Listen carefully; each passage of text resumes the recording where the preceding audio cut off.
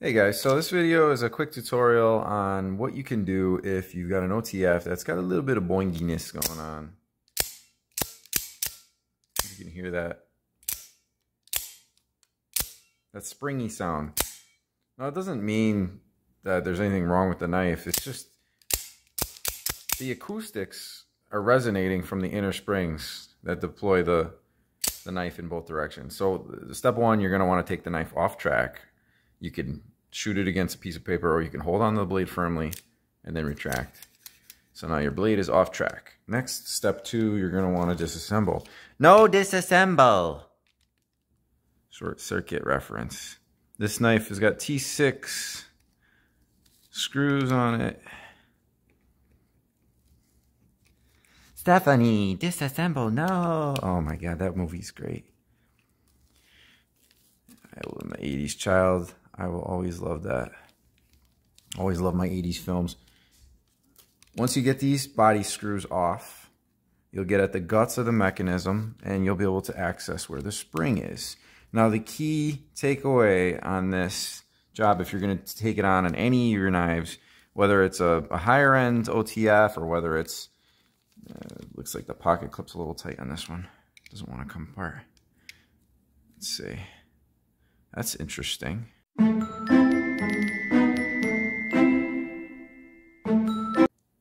Alright, so once you get the screws out of your OTF body, don't be alarmed if the button falls off. You can, that's just the slide that obviously actuates the knife. There's a little notch right here. You're just going to line that back up once you put it back together. But here's your spring mechanism.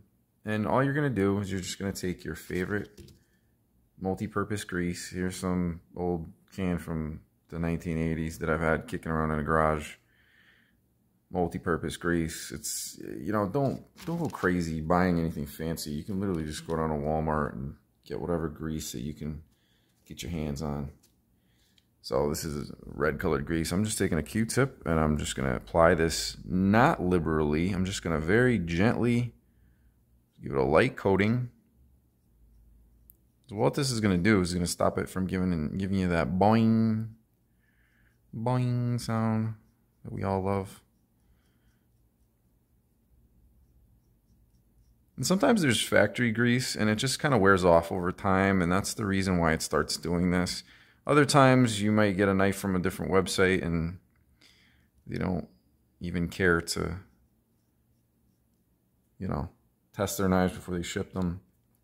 I can't say I've never sold a knife that,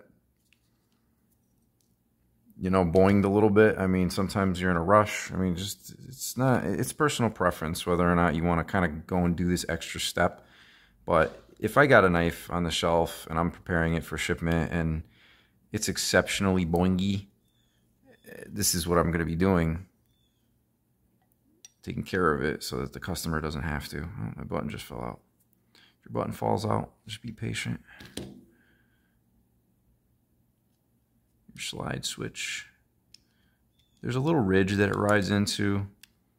So you can kind of get it started in that ridge. You can see how the mechanism works here. So the lighting is not great. This was just supposed to be a quick 2-minute video, and it never works out that way because making videos is never as simple or as easy as you think it's going to be once you begin filming. Then you realize, oh, that didn't go as planned, and now I'm going to have to edit this video, and I'm going to have to, you know, take off a pocket clip, which I didn't intend on doing, and all yada yada. But anyways, let's just, let's get to the point here. Let's throw on a couple of our body screws just to kind of get it snugged up. I usually like to go opposite corners. I'll start with the corner one here. One of them.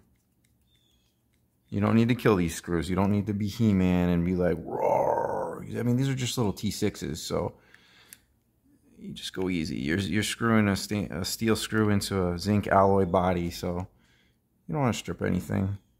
I usually go opposites. Corner, middle corner.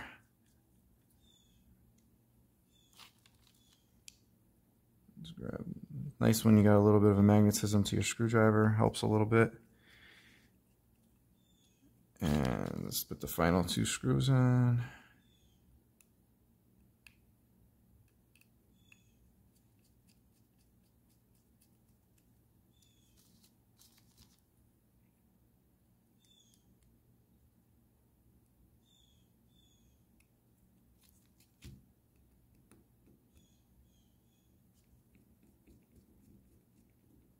All right, we're together. Now we want to take our knife blade and get it back on track, so just firmly pull it out. Perfect. No more boing.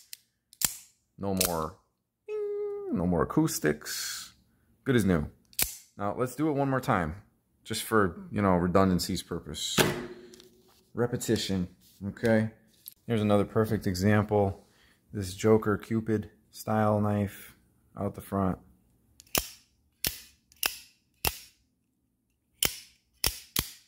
Boing. Not too great sounding. Now here it is after it's greased. Perfect. No boings, nothing. Back to the boing. Yeah, I don't like it. So on this one, let's just disassemble this one real quick, just so that I can kind of show you guys the variation of a top switch model.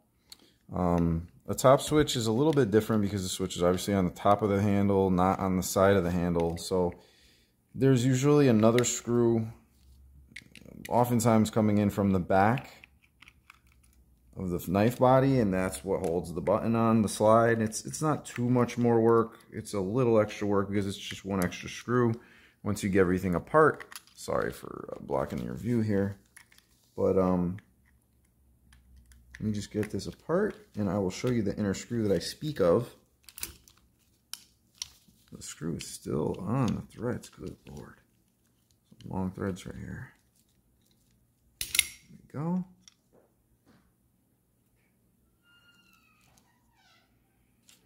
So on this model, you'll see there's like, oh, the spring's trying to pop off right now. You see how there's like an inner track? The spring is on the opposite side. So what you do is you're going to disengage. We could just basically take this screw out. And now that disengages from the slide switch. So here's your main switch, controlling that little standoff pin, which is what your screw goes into. You could take the button out if you want, or you could just leave it alone. I'm going to take out the spring assembly. I'm going to put it back on the spring bar. Very easy. It's not high tension or anything. I'll show you guys on this side. There's a little track, right? So that's what the spring kind of rides on. Just slide this up, back onto the end of the spring bar. So the spring bar is now back reassembled. So if you happen to break something, or, you know, knock something apart, you didn't break it, don't freak out. There's nothing crazy that you have to worry about in your reassembly. I mean, it's not rocket science. These little tabs go back onto these little tangs. The knife tang, you can see here, see how this is getting locked right here? That's because your little pin is blocking it. So there you have it. Obviously, I know that the ends of the spring, the little tabs are going to face downward. So in this case, if that's the top of the handle, then there's only one way that this can go. So process of elimination. Let's put our button back in line. Okay. Now we need to do our grease trick. The only difference is instead of on this side, it's on this side. So we flipped it over. I'm going to take our little greased up Q-tip.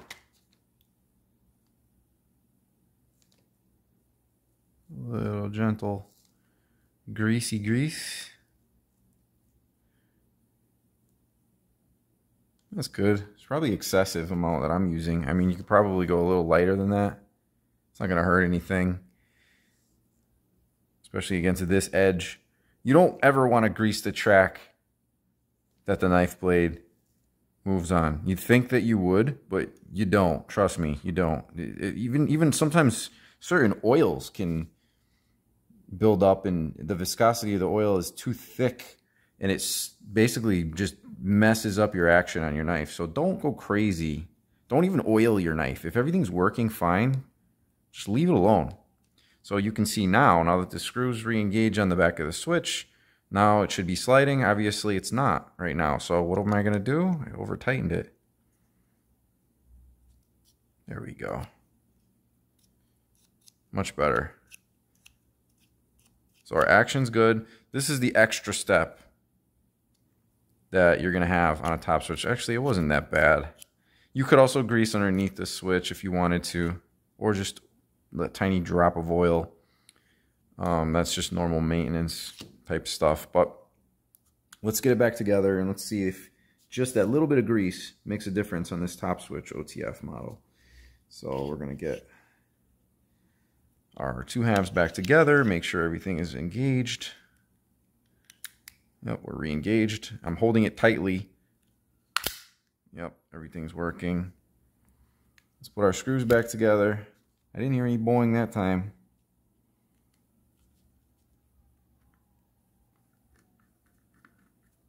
There we go. Just gonna do the two corners and the center, just for illustration here, so you guys can hear the final action sounds. Here we go. Nice and quiet.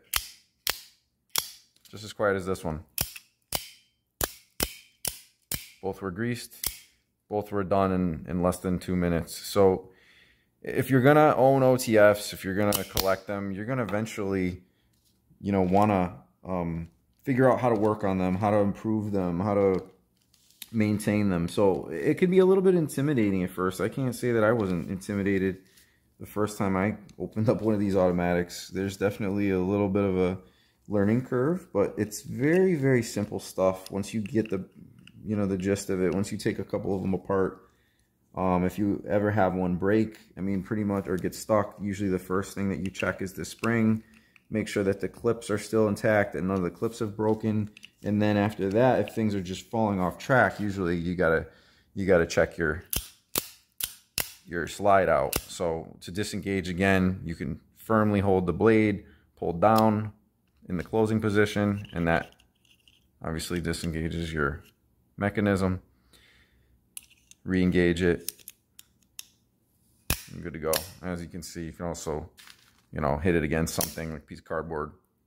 Oh, it's disengaged. So, I mean, if you have the idea that, you know, holding this up to, you know, your stomach and pushing the button is just going to shoot the blade right into you, you might get a little pin prick, but you're not, it's not how OTFs work.